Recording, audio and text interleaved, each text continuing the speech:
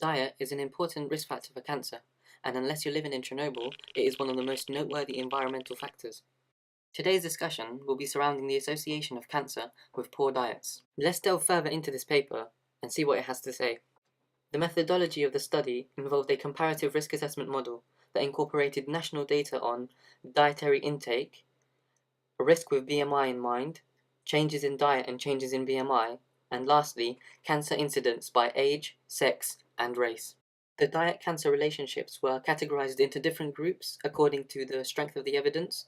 The categories were convincing, probable, limited suggestive, limited no conclusion, and substantial effects unlikely.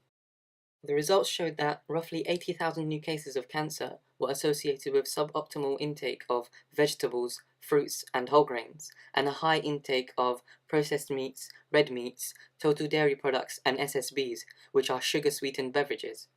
These accounted for 5.2% of all invasive cancers in ages of over 20. The most prominent cancers associated with a poor diet are cancers of the colon and the rectum.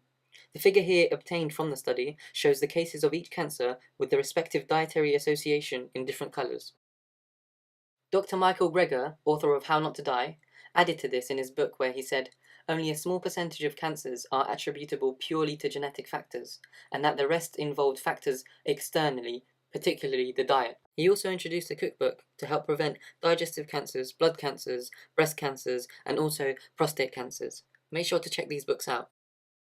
Do you think there is a case to be put forth for the effect of poor diet and cancer incidence? Or do you think that more research needs to be carried out before this is implementable? That's it for today's Levitate journal commentary. Make sure you subscribe and leave a comment on what you think about the study. And as always, link to the studies and the books will be in the description box below.